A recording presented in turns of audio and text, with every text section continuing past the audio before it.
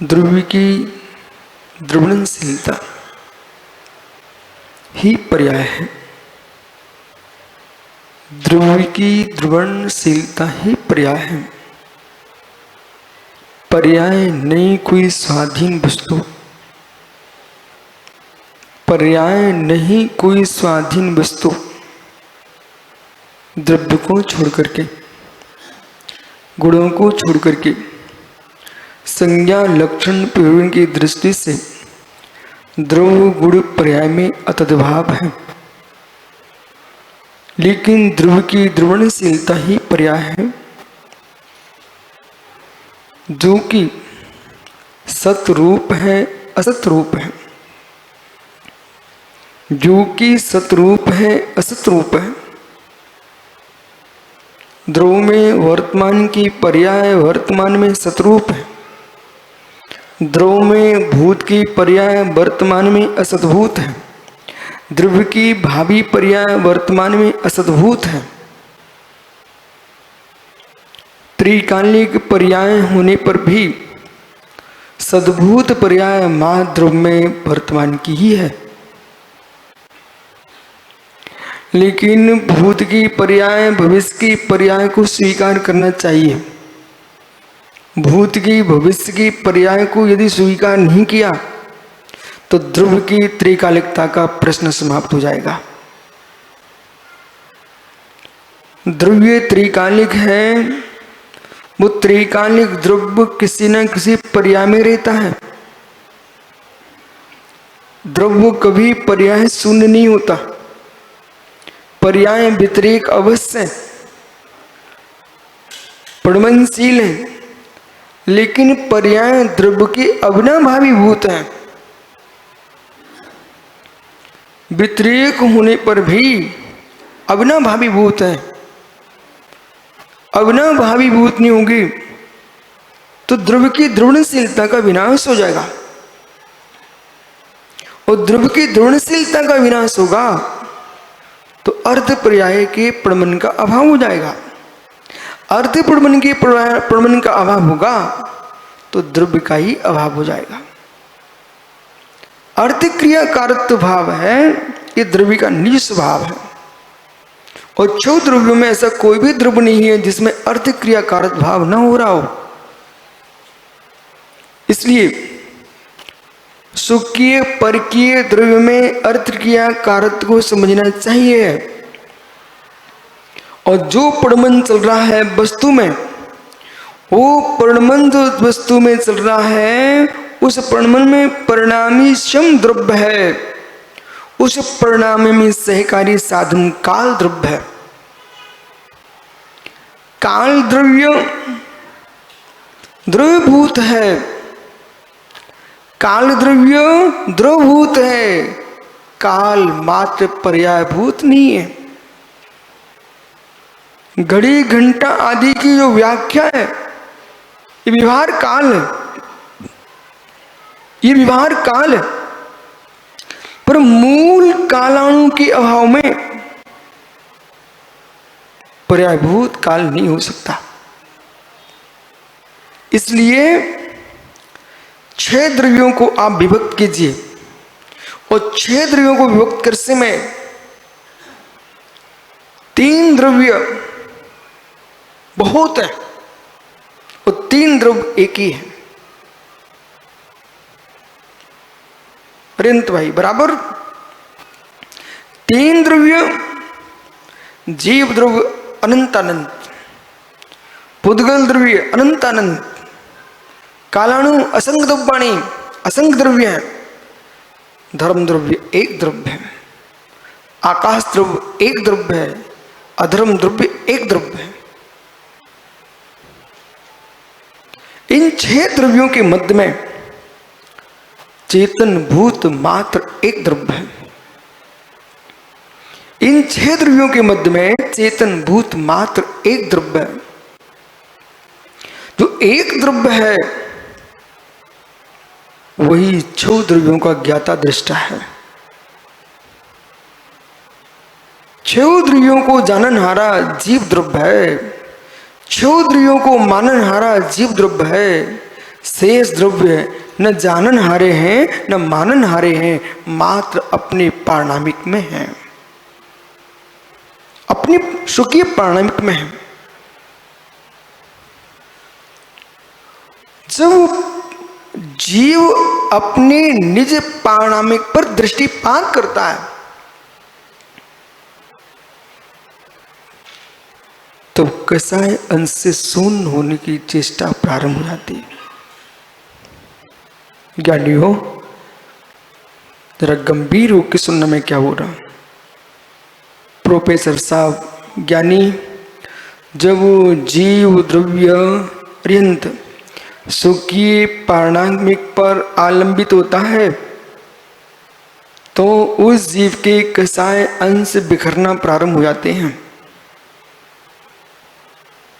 जीव द्रव्य स्वकीय पारणामिक पर आलंबित होता है।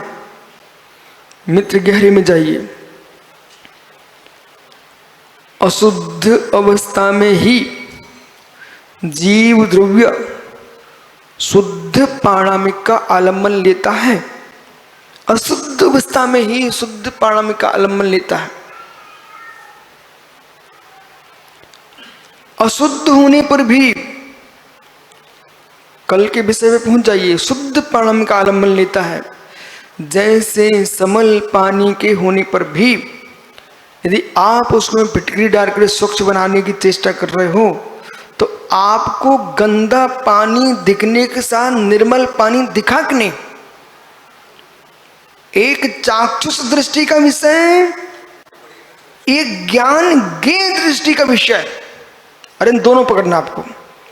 एक चाक्षुष विषय, जैसा एक चाक्षुष विषय, सामने तो गंदा पानी दिख रहा है, उस पानी के अंदर गंदापन जो आपको दिख रहा है, इस गंदेपन के कारण फिटकरी नहीं डाल रहे आप। जो आपने गंदे पानी को फिल्टर किया है वो गंदे पानी के देख करके किया है कि उसके अंदर स्वच्छता को देख करके किया है?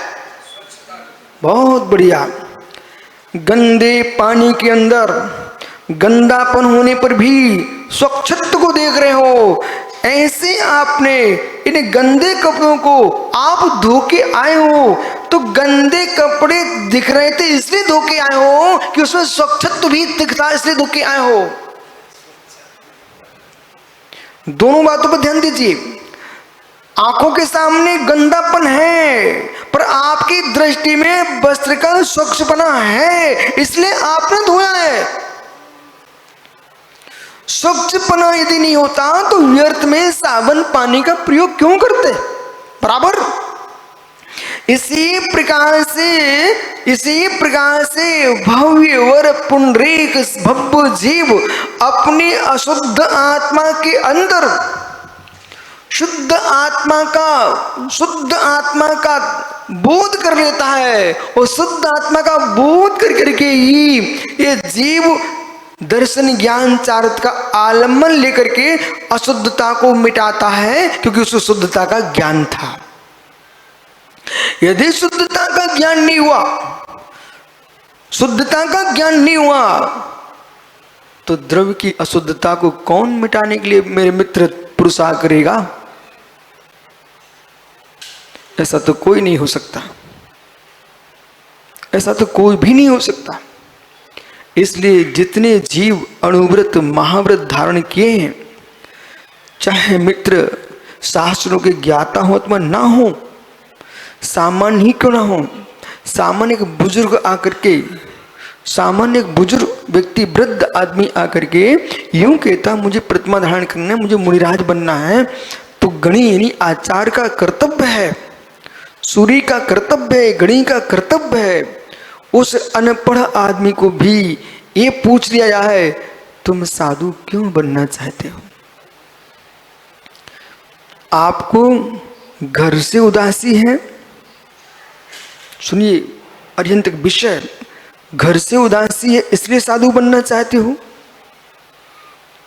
कि घर से परेशानी इसलिए साधु बनना चाहते हो कि शरीर से उदासी इसलिए साधु बनना चाहते हो कि संसार शरीर भोगों से उदासी इसलिए साधु बनना चाहते हो कि आपको तत्व ज्ञान से प्रीति इसलिए साधु बनना चाहते हो कि आपको मोक्ष जाने की अनुभूति का बोध हो चुका है, इसलिए साधु बनना चाहते हो। घर से उदास होकर के साधु बना, वो साधु बन के नहीं रह पाएगा। घर से पीड़ित होकर साधु बना, वो साधु बन के नहीं रह पाएगा। तत्व उपलब्धि के लिए साधु बना है, वो साधु बन के रहेगा। विषय सिक्का का खर्च करने के लिए सिक्का खर्च करता वो पागल आदमी है।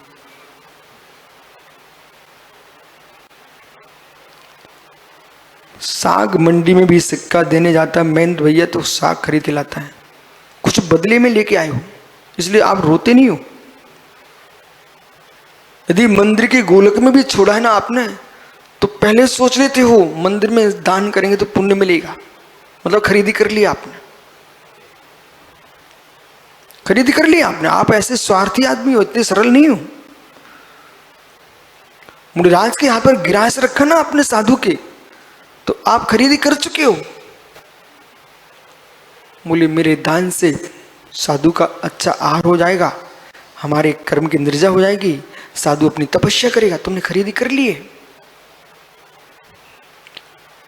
संजय भैया सेठ जी, बिना लाभ के कोई काम करोगे तो रोना आता है। दोषी अचानक आप गए और जेब कट गई तो मित्र दुख होगा। भले जेब से 50 रुपए निकाल ले गया कोई, जेब कटा, लेकिन आपको टेंशन होगा, 100% होगा, क्योंकि बिना इच्छा से कटे हुए, उसमें हमने कुछ सोच नहीं पाए। वो आपने 1 लाख रुपए निकाल करके मंदी की गोलक में डाल के गए हो, आप खुश होकर निकले हो, यहां से प्रसन्न होकर के। बोले क्यों? क्योंकि आपने निर्णय कर लिया था हम मंदिर में दान करेंगे तो मंदिर का उद्धार होगा, मेरी आत्मा का कल्याण होगा, बराबर। अब यहां पकड़ना वाले बैठो, यहां हमें पकड़ना भैया ये है दोषी जी कि जो साधु पुरुष है,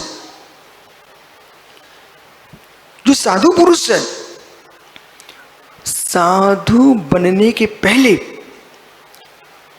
घर छोड़ने का विचार नहीं करना चाहिए। घर छोड़ने का विचार नहीं करना चाहिए। तो क्या करना चाहिए? जैसे कि घर के जेब से सिक्का बाहर करने के पहले तुम सोच लेते उसके बदले में ये लूंगा,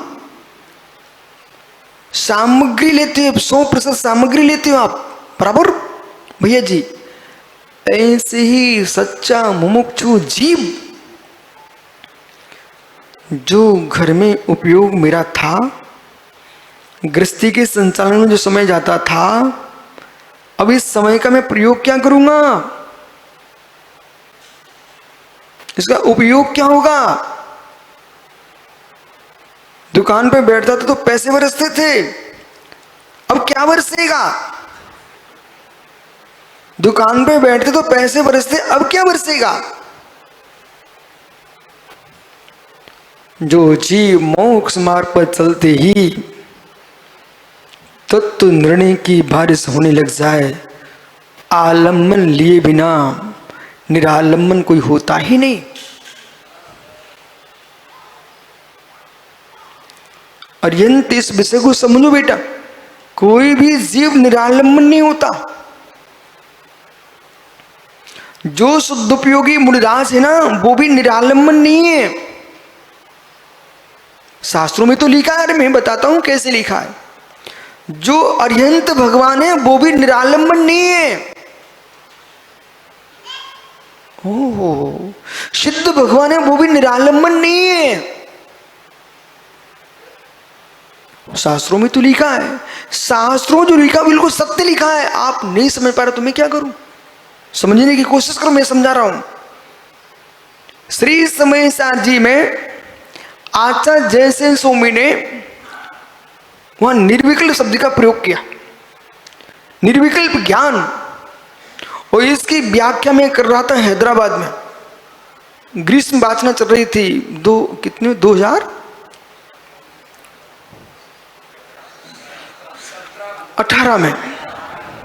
2018 में तो जितने तत्वज्ञानी मुमुक्षु विद्वान थे वो अपने घर में सुन रहे होंगे।